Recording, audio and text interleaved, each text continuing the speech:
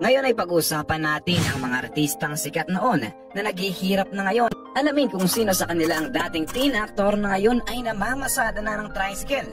Sino ang dating child actor na ito na naranasang maging isang snatcher bago pa magkaroon ng pangalawang pagkakataon sa showbiz? At sino ang batikang actor na ito na naging palaboy sa Manila Bay dahil sa pagiging addict? Siguraduhin panoorin hanggang dulo para malaman mo ang kasagutan.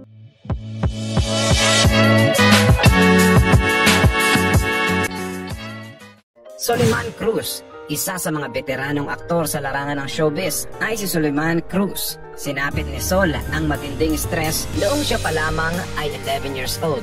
Pumanaw kasi ang kanyang ama na namatay dahil sa depression at suicide. Pero hindi nagpatinig ang kagustuhan ni Soliman na maging isang sikat na aktor. Kilala rin siya ng marami bilang isang pambihirang artista na naitampok sa mga nagwaging award na pelikula, dula at serye sa telebisyon. Kaya naman kinagulat ng marami nang nakita siyang pagala-gala sa Manila Bay noong 2014. Ayon kay Soliman, naging palaboy daw talaga siya noong mga oras na iyon dahil sa madalas niya na paggamit ng ipinagbabawal na droga. Dagdag pa niya, ang karumaldumal na nangyari sa kanya ay nagbuka sa kanyang mata na ayusin ang kanyang buhay para sa pagmamahal niya sa acting career niya. John Lloyd Cruz. Si John Lloyd Cruz, una siyang nakilala sa teleseryeng Tabing Ilog ng ABS-CBN. Siya rin ay isang model at occasional TV host. Ang karir niya ay nagkaroon ng maraming teen-oriented movies at TV shows. Sa edad na 14 years old, member na siya noon ng ABS-CBN's Star Magic, kung saan siya ay nasa batch 5. Si John Lloyd Cruz ay pinanganak noong June 24, 1983 sa Pasay City. Siya rin ay bunso sa magkakapatid. Siya ay nag-member ng Colleagues kasama sina Baron Geisler at iba pang mga artista na kinahangaan noon ng madla. Marami na rin siyang naging leading lady tulad ni Kay Abad, Day Alonzo, Angel Locsin, Tony Gonzaga at Sara Geronimo. At noon lamang 2009, nagkaroon rin siya ng controversial role sa isang pelikula kung saan ginampanan niya ang isang role na pagiging bakla. Sino nga ba naman ang makakalimot sa galing at husay na ipinakita ng aktor na ito sa larangan ng entertainment sa bansa? Bukod pa sa magandang karir sa acting, siya rin ay nakilala dahil sa angking kagwapuhan at tinilian ng maraming kababaihan. Pero nagulat ang lahat dahil noong 2017, iniwan niya ang mundo ng showbiz. Ipinagpalit ito sa buhay ng isang simpleng tao sa Cebu City kasama ang kanyang partner na si Ellen Adarna at nagkaroon ng isang anak na nagngangalang Elias Modesto.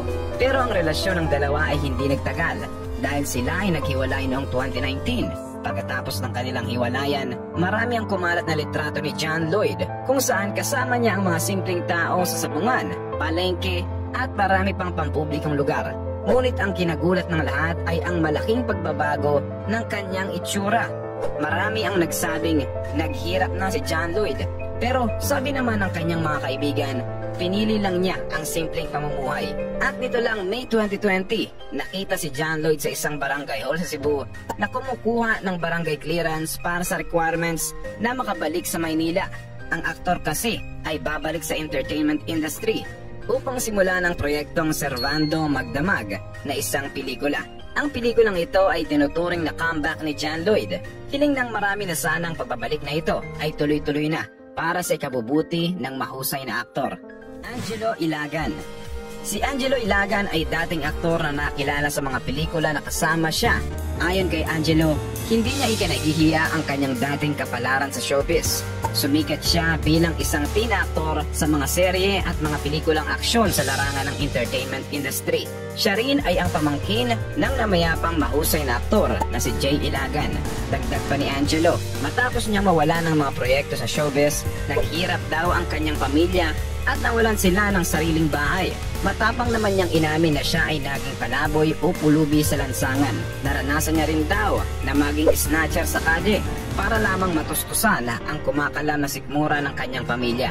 Nalampasan ni Angelo ang pagsubok sa buhay at ngayon ay nabigyan siya ng pangalawang pagkakataon sa showbiz kung saan kumanap siya sa isang proyekto sa A Soldier's Heart nito lamang 2020.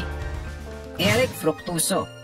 Laging kontrobersyal ang post ni Eric sa Instagram, ang kanyang litrato na nagmamaneho ng tricycle at may caption na times like this, hindi pwedeng pairali ng kaartihan. Marami ang natuwa, pero marami rin ang nangbatikos sapagkat minaliit daw niya ang mga tricycle driver. May isang netizen naman na nagsabing naghihirap na raw ang aktor, kaya nag-tricycle driver na lang daw siya sa Naay, Cavite. Pero agad siyang pinuna ni Eric at sinabi sa Batangas daw siya namamasada dahil mas malaki ang kita doon. Ayon pa sa kanya, hindi porket nagta-tricycle driver ka ay naghihikaos ka na sa buhay.